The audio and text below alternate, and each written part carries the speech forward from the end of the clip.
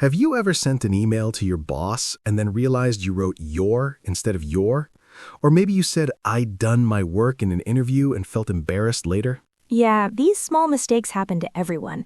But here's the thing.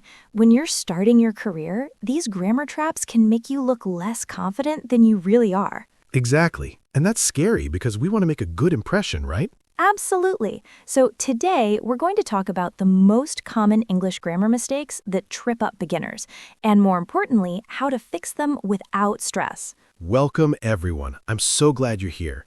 If you've ever felt nervous about your English at work, or if you're worried about making mistakes in emails or interviews, this episode is for you. By the end of today, you'll know exactly which grammar traps to watch out for.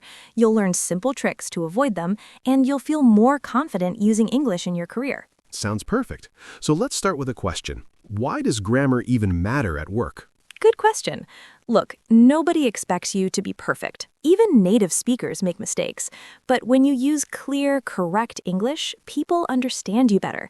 They trust you more, and that helps you grow in your career. Right. It's not about being fancy, it's about being clear. Exactly. Clear communication opens doors. Okay, so what's the first big grammar trap? The first one is confusing your and your. This is super common. Even I see it in professional emails all the time.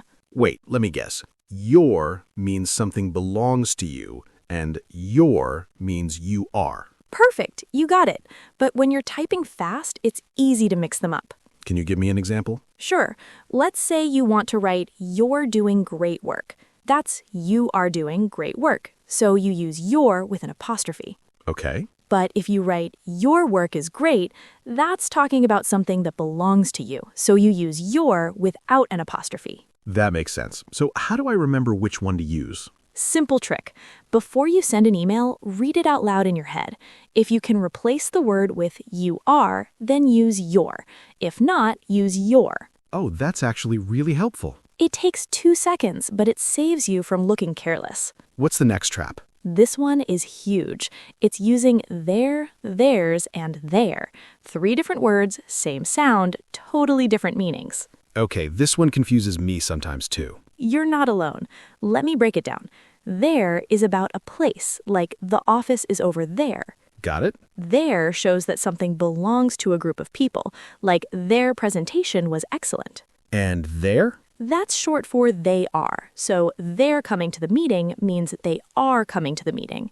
Okay, so how do I stop mixing these up? Same trick as before. Read your sentence again. Can you replace the word with they are?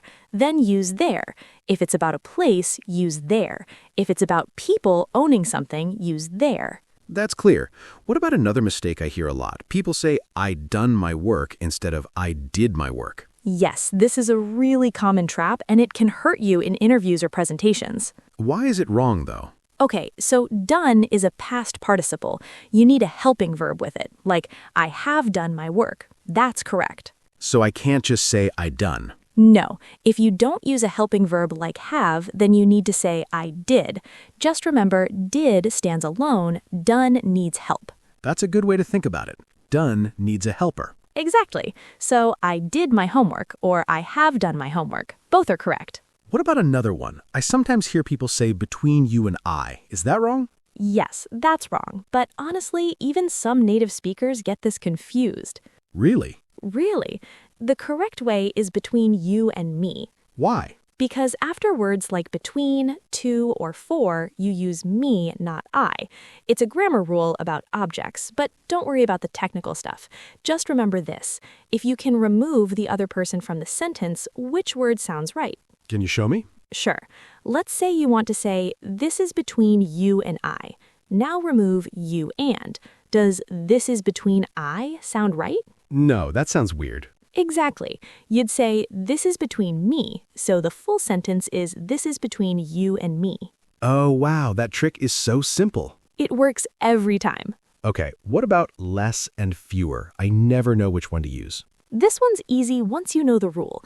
Use fewer when you can count things, use less when you can't. Can you give me examples? Of course. You can count apples, right? So you say fewer apples. But you can't count water, so you say less water. Okay, that makes sense. Same with work. You say fewer tasks because you can count tasks, but you say less work because work is a general thing you can't count. So at work, if I want to say I have not many emails, I'd say fewer emails. Perfect. You got it. What about subject-verb agreement? I hear people say the team are working or the team is working, which is right. Good question. In American English, you usually treat team as one unit, so you say the team is working. And in British English? In British English, people sometimes say the team are working because they're thinking of the team as many people. Both can be acceptable depending on where you work. So what should I do? Be consistent. If you're writing for an American company, use is. If you're in the UK or talking to British colleagues, are might be okay. But honestly, is safer most of the time.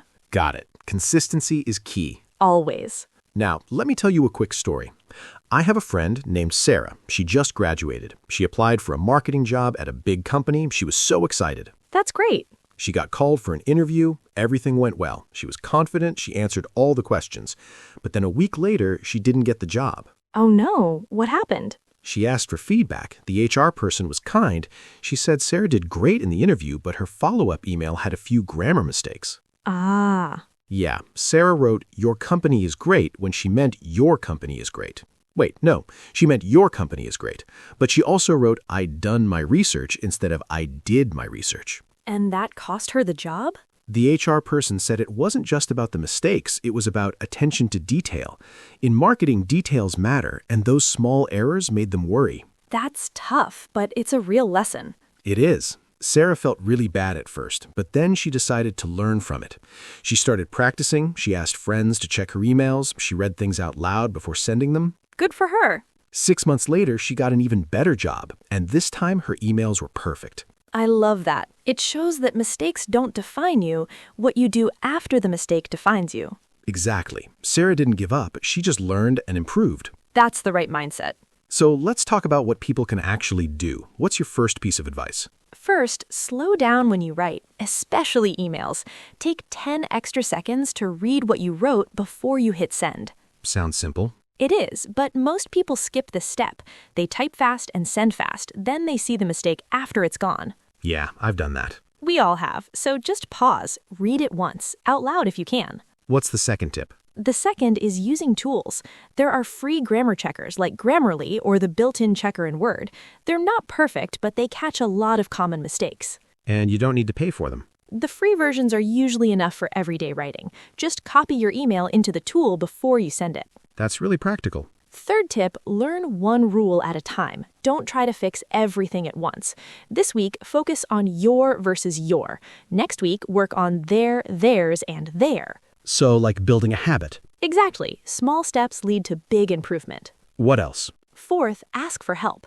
If you have a coworker or friend who's good at English, ask them to review your important emails. Most people are happy to help. And it's not embarrassing? Not at all. It shows you care about quality. That's a strength, not a weakness. I like that. And fifth, read good examples. If your company has templates or if you see well-written emails from colleagues, save them. Use them as models for your own writing. So learn by example. Exactly. You'll start to notice patterns. You'll see what works. These tips are so useful, and they're actually easy to do. That's the point. You don't need to be a grammar expert. You just need to build a few simple habits. Okay, let's recap. What are the main things we talked about today? First, we talked about common grammar traps like your versus your, and their, theirs, and their.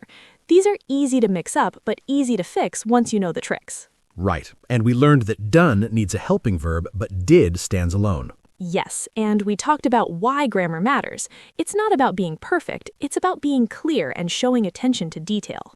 We also shared Sarah's story. She made mistakes, but she didn't give up. She learned and got an even better opportunity. And finally, we gave you 5 practical tips. Slow down, use tools, learn one rule at a time, ask for help, and read good examples. If you do these things, you'll see improvement fast. And you'll feel more confident in your career. So, here's what I want you to do. Pick one grammar rule from today. Maybe it's your versus your, maybe it's did versus done. Focus on that one this week. Notice it when you write, correct it when you make a mistake. And remember, everyone makes mistakes. What matters is that you keep learning. Your English doesn't have to be perfect, it just has to be clear. And the more you practice, the more natural it becomes. If you found this helpful, come back next time. We'll talk about more ways to build confidence in your career. Until then, take care of yourself, keep learning, and don't be afraid to make mistakes. That's how you grow. Thanks for listening. We'll see you in the next episode.